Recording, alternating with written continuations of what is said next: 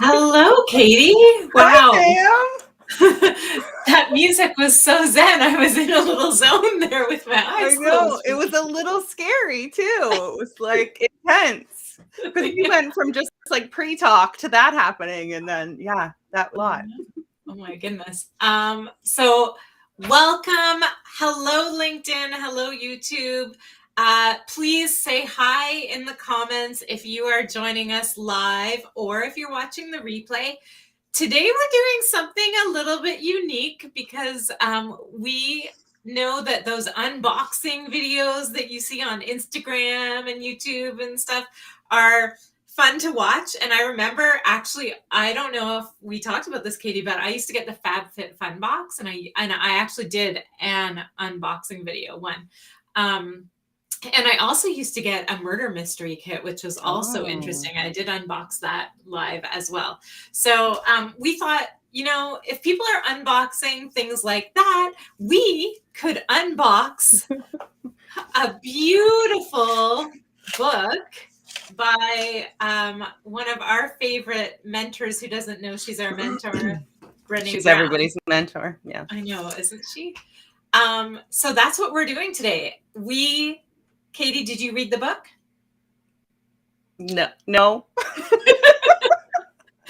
Because we're unboxing. Right. You yes. haven't tried all the products. Yeah. No, I definitely have the book. Yes. My children got it for me for Christmas, and I have definitely gone through the book, as we both did with our many Post-its, Yes. and I also use yarn, because why not? You have a whole system. But tomorrow, HBO Max, I'm hoping we get it in Canada, is doing the series. The series begins. So as a visual learner, I think I'll watch the series and then go back to the book. Yeah, I love that. So if you're not aware, HBO Max is apparently, Brené Brown has apparently partnered with HBO Max to bring this out as a series on HBO Max. So you can check it out. Part. I have to say, I love Brené Brown, and we'll ask the audience about their Brené Brown love in a minute. But this book is so beautiful. Yeah. Like just flipping through it, and it's just every couple of pages, there's something that makes me go, it's just. I love it. It's different from all of her other books. So if you don't have it, Atlas of the Heart is the book, and we recommend it. And you can even watch the series if you've got HBO Max. So we're going to get into the unboxing in a second, but I want to just start off with our question that we ask every time we are together, which is, what is making work awesome for you this week?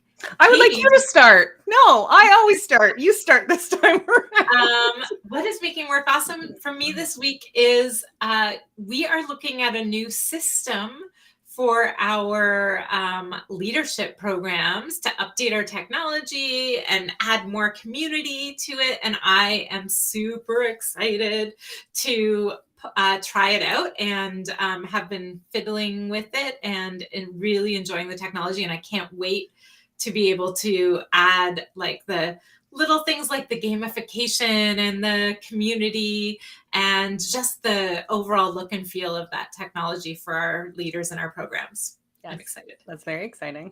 Yeah. How about you? Something that just happened, 20 minutes before we got on here was our regular site was a little broken, and it's fixed now. So a little broken. Anybody with Elementor might have noticed that there was some issues with the latest upgrade with the plugins. So yeah, we were having a couple issues, and that always makes me sad. Yes. When clients have to reach out and say, I can't see this, I can't see that. So yes, that's awesome that it's fixed, and we can. Special shout out to our web developer / my sister, Amanda Ross, for stepping in at the last minute. Yes, and thank you, spending Amanda. some time to fix it. So if you are looking for someone to create your own LMS and to help bring your brand, strategize your brand in the technology space, Amanda Ross is your go-to. Brashberry is her company name, and we'll stick that in the link. Yay, Amanda! Okay, so if you are here in the live or in the restream what is it called? Replay, yes. In the replay, please tell us what is making work awesome for you this week. And now let's dive into our discussion about Brené Brown. So as we start, I will ask this of the audience. Have you read Atlas of the Heart? So I just asked Katie, have you read it? And no, I'm honest. We both looked through it. I actually started reading it. I have You read a lot. I read a lot. I have a goal of 52 books this year to read, and this is one of them. It is in my Goodreads. So if you follow me on Goodreads, you'll see that I'm reading this, as well as several fiction books and at least one other business book. And you kind of did an unboxing via your social media of your library bag. Right. I did unbox my library bag. Yeah. My library has a grab and go program where you get a grab bag and you don't know what's in it. You just know the genre. And so I grabbed my mystery and suspense bag and got it home and got 5 books that cool. 4 of them were books that I hadn't read. So I'm enjoying that. Perfect. Sorry. Yes. You read a lot. I read a lot.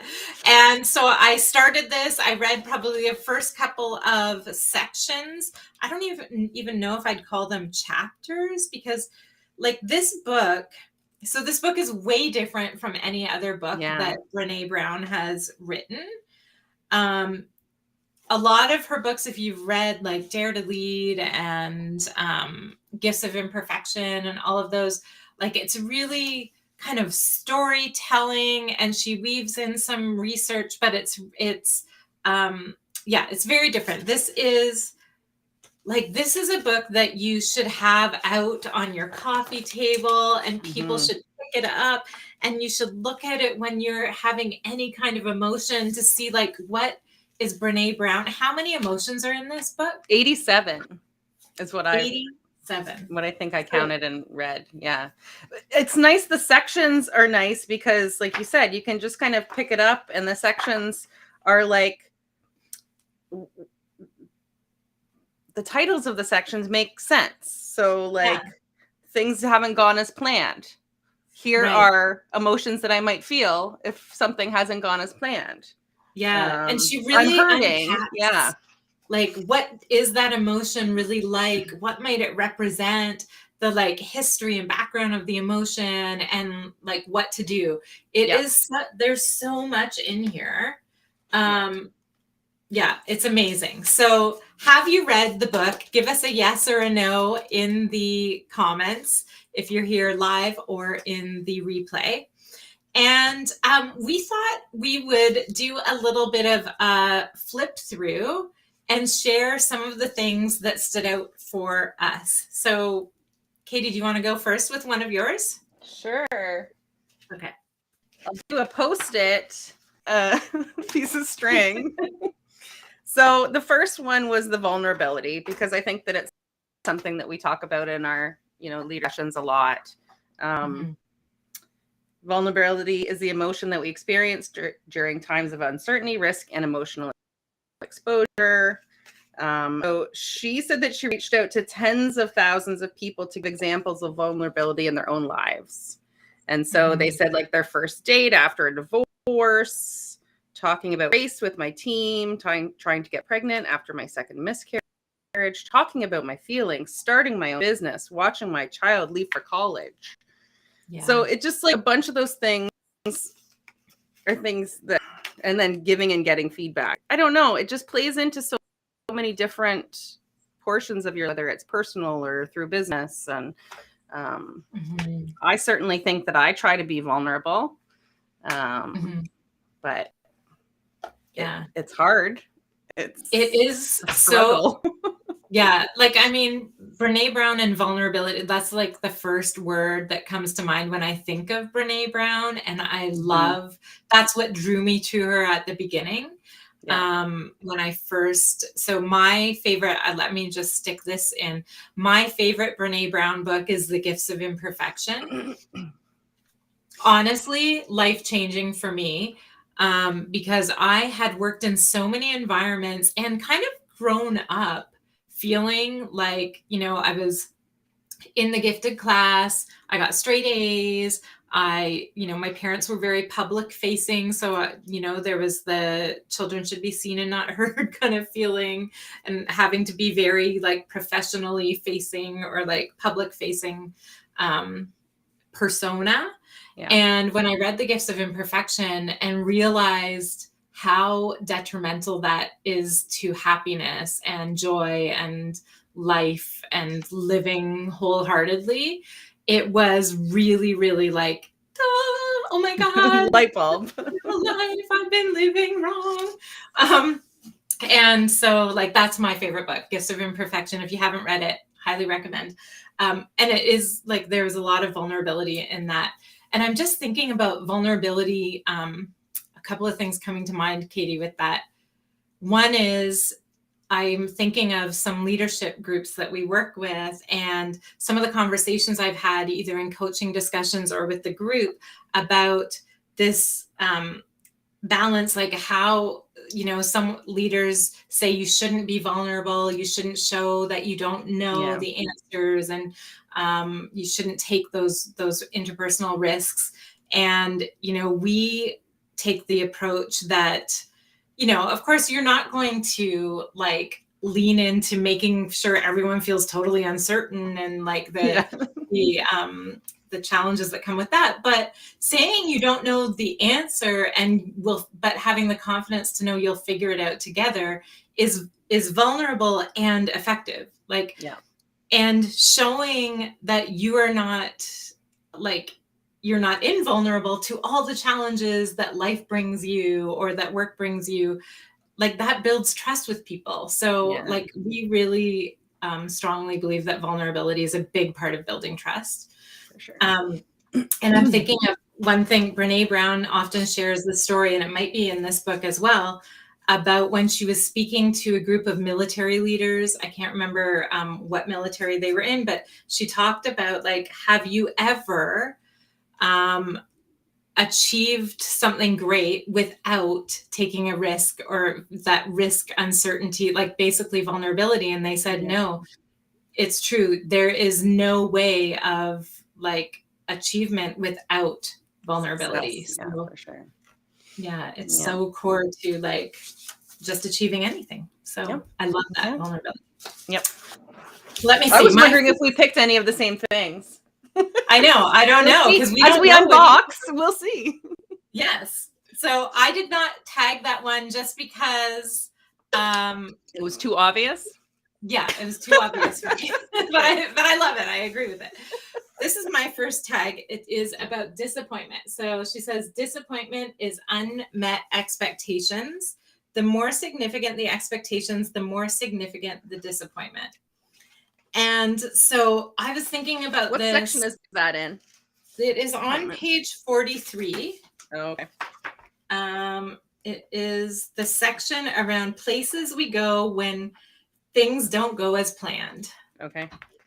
And so I was thinking about this from a leadership perspective. And one of the things that is difficult as a leader and with your team is when your expectations of your team aren't met.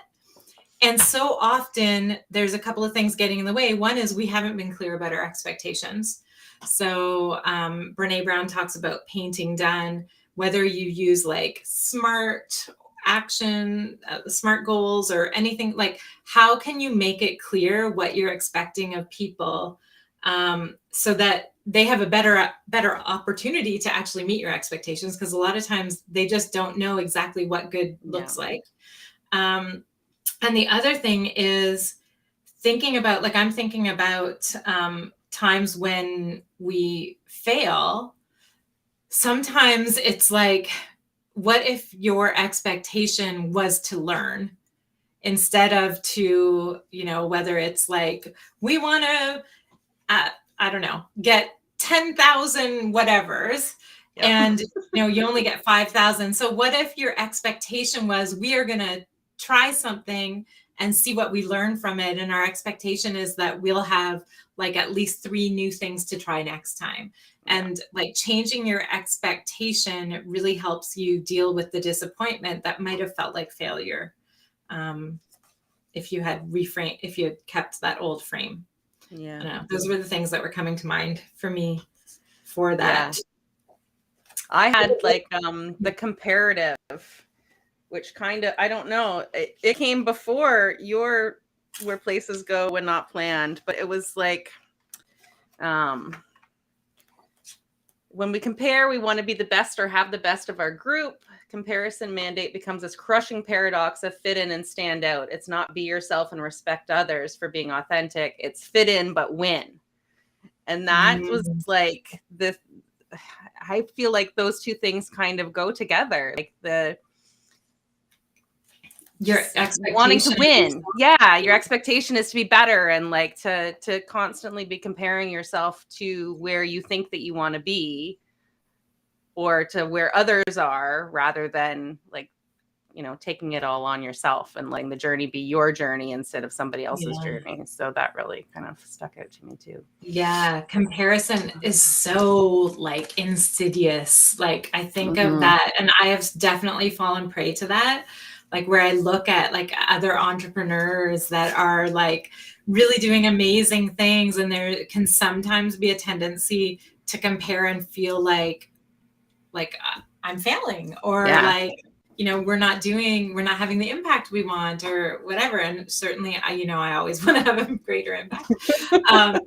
But yeah, that can be really insidious. And I love, it's making me think of Simon Sinek and how he talks about the infinite game. And I can't remember if he calls it worthy opponent or worthy rival, something like that. But it is like, and I have several worthy rivals that I'm like, wow, like I do celebrate their success because I'm like, this is achievable and I can learn from what they're doing. And like, it's like reframing the expectation of what you're even looking at those people for and like how you're thinking about it. I love that. Okay. My next one is this. We talk a lot about emotion. We do a lot of, emotional intelligence, emotional literacy. And this book is all about emotional literacy. It's like emotional literacy is kind of like one of the first steps in emotional intelligence. It's being able to recognize what emotions feel like in the body, because your body is going to respond to things faster than your brain even recognizes that it's happening. So we talk a lot about it. And one of the things we do in our emotional intelligence kind of training and practices is so labeling our emotions and then thinking about the purpose beneath them. And anger, we talk about this, is an outcome emotion a lot of times. It's not actually anger. And I tell a story about a time when I got angry at my family for something happening. It's a long story. It involves dogs. Yes. You can go back to one of the other lives where she unboxes that. Yes. But what I realized really quickly is that I wasn't actually angry. I was grieving. Yeah. So my anger, it was coming out as anger to my family, but it was because I was in this like grief stage. And she has this here, like, so anger, behind anger might be all of these emotions. And I so strongly believe that anger is often the outcome emotion that is like covering up and like protecting us from the anxiety we're feeling or from really grieving or like all of the other emotions that are underneath it. So unpacking anger, I think, is so helpful, and like thinking like, where is this coming from and what's underneath it? So I really, that stood out to me. I relate to that. I feel a lot of anger daily. Over like silly things and then not silly things. And yeah. And it like anger there's like a range of anger too. It's like frustration to like irate to like raging, whatever it is, right? But yeah, thinking about like what is causing this really, And sometimes it's an unmet expectation, going back to the first one, Yes. right? Like it's like Yeah. so many things. I just popped a question on the video. What are 3 emotions you've experienced in the past 24 hours? And again, that's like practicing emotional literacy and thinking about like, what are the different emotions I'm experiencing as I go through the interactions I have, the situations I'm in, and all of that. I know for me, I have experienced awe, like on my dog walk early in the morning, and the sun was rising this morning. It was like this pink on the black sky. It was just this really weird, and I just like paused and like just felt like, gosh, we're so small in this big world of like everything, right? So don't even like, get me started on the cosmos. I know. That'll be another life. Infinite. Awe. I have felt like kind of like I don't even know, like it's like humor and like a fun feeling of, we're going through some things with my mom, and there's been some like there's just some fun things happening, funny, like it causes it helps me to laugh at some things as things are difficult sometimes. So choosing to find the humor in things and like actually enjoying the journey. So I've gone through a bit of like that sort of emotion, if you could call it. And then I've also gone through, like, as we've been dealing with that tech thing on our website, like a little bit of feeling like helpless, like I don't know how to solve this. That was like a feeling. I was like, oh my gosh, I feel so helpless in this situation. What can I do to set us up so that we don't feel this way? So what about you? Any emotions standing out for you? Like, so one of my yarns is bittersweet. So like and I've never heard it really described as this, but the bittersweet side of appreciating life's most precious moments is the unbearable awareness that those moments are passing. So it's like this mix between 2 emotions together.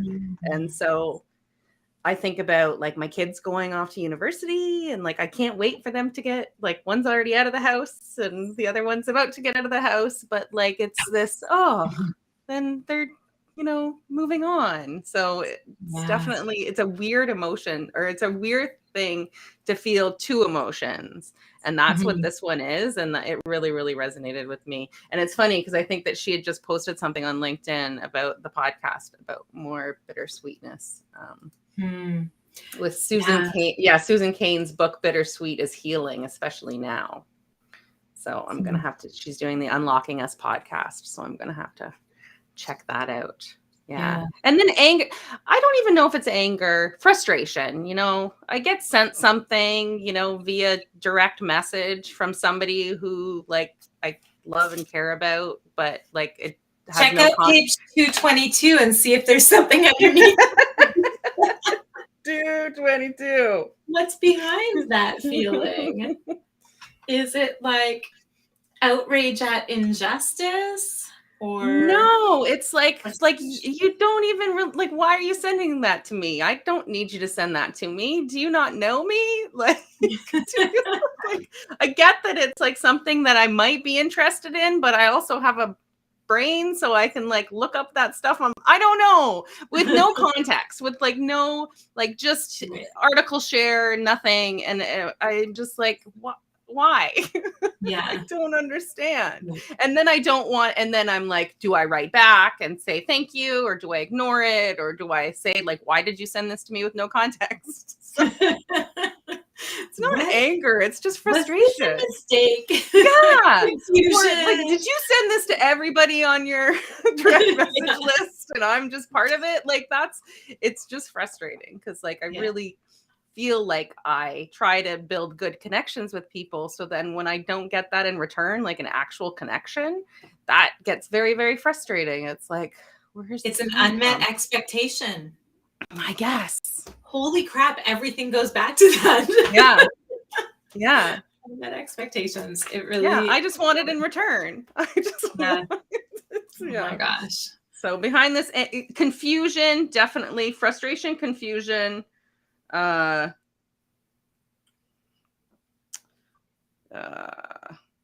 That's it. Yeah. Confusion and frustration. Yes. Yeah, I can see that. Yep. Oh my gosh. And I just love the way Brené Brown described bittersweet as you read it. Yeah. That awareness that the moment's passing and things. And it's bringing me to this question on a scale of 1 to 10. Give us a number in the chat if you're watching the replay or if you're here live. How much do you love everything that Brené Brown says? Honestly, I don't know that there's anyone that like can you play the trailer? Are you able to play the trailer for people? I watched the trailer this morning trying to figure out where I could actually watch it on HBO Max. And there was this one section that she says, by learning more about our feelings and what they mean, we get more knowledgeable about our emotional intelligence. And then, no, sorry. I don't even remember what she said. I started writing down a whole bunch of stuff, but I just got tingles. Like as soon as she said it, and she's just like walking across the stage and she just says it like, you know. She has a way of being so human and like authentic in her way of sharing. Like it's the vulnerability piece. Like she shares her own personal experiences with all the things that she's teaching about. Yeah. But then, and she puts like these massive life-changing kind of concepts into this context that is so relevant to like so many people. It's like the light bulbs. It's like the ping, ping, ping, ping. Yes, that makes sense. That makes sense. That makes sense. That's why I do that. That's why I do that. It's so amazing. The final one that I wanted to share was the Four Horsemen. So this is not a Brené Brown concept. It's actually John Gottman. And it's something that we use in team coaching because these are 4 toxins that can really affect your team or your relationship. It's so he's done research with those people who've been divorced, and the toxin of contempt. He can guarantee that if that is present in your relationship, then I think it's something like there's a 95% chance you're going to end in divorce. And that is like a true statistic. So these 4 toxins are so helpful to recognize in your relationships, whether it's like a family relationship, a friend relationship, or a team at work. And so when we're working with teams, we will like do a little activity around like kind of having fun with toxins and recognizing which of these toxins is present in our team, which of these toxins do I kind of lean into the most, and then what is the antidote to the different toxins? What are some ways to kind of overcome them? So the toxins are criticism, which is around verbally attacking or blaming other people. Defensive,ness, which is around victimizing yourself to ward off a perceived attack or to reverse the blame. Contempt, which is that really, really super toxic one. Attacking your partner's sense of self with insulting or abusive language that communicates superiority. And stonewalling, which is about withdrawing from the interaction to avoid conflict and convey disapproval, distance, and separation. And one thing that came to me as I was doing this activity when I went through team coaching training is actually that like some of these other ones, underneath it is probably a feeling of contempt sometimes. So I actually challenged myself to go like, am I stonewalling or am I actually feeling some contempt, which was like a huge aha to me that I don't ever want to be a contemptuous person. It's like not aligned with my values. And it really caused me to like really focus on changing my, the way I was thinking about things. So the Four Horsemen, she talks about them in the later, what section of the book is this? Let me just see if I can find what section, because I do love the names of these sections. Places we go when we feel wronged. Maybe it is. I think I went to, places we go when we feel wronged. Anger, contempt, disgust, dehumanization, hate and self-righteousness. Yeah. Dehumanization is a huge one too. Oh my gosh. We could talk about anyways. I know I'm trying to stay quiet because I have been divorced. And my ex-husband is on LinkedIn. So I'm just going to nod my head and say, I'm not going to ask you about contempt. No, we'll not force you to share that. No, exactly. We won't go there. All right. So as we close out, Brené Brown's special Atlas of the Heart is starting on HBO Max tomorrow. Will you be tuning in? Yeah. Let us know. Let us know if you've got the book. What are some of your favorite pages of this book? What are some of your favorite quotes? It is beautiful. Do you recommend it? I definitely, yes. Yeah. I am very curious if all 5 episodes are going to be released all at once, so it could be binged, or if it's going to be like a slow release weekly, or I haven't been able to find that kind of information, but what I'm hoping is that like I can go back and read it and get like a better sense after I watch it a little bit. I think it'll resonate with me a little even more. Yeah. So get Brené's book. Get some Post-its. Get your highlighter out. Get your highlighter. Get your strings to mark pages. And let us know if you've read it, what resonates with you, and as you're reading it, even pop back in and let us know. Yes, so many great insights, and that ability to recognize and deal with emotions in the workplace when it comes to making work awesome. Like the second E in awesome actually is emotional resilience, which has a lot of relation to everything that Brené Brown talks about in the book. So developing that emotional intelligence, emotional resilience is a huge part of improving work. And so we wish you all an awesome rest of the week, and we will see you next week. Yes. Live.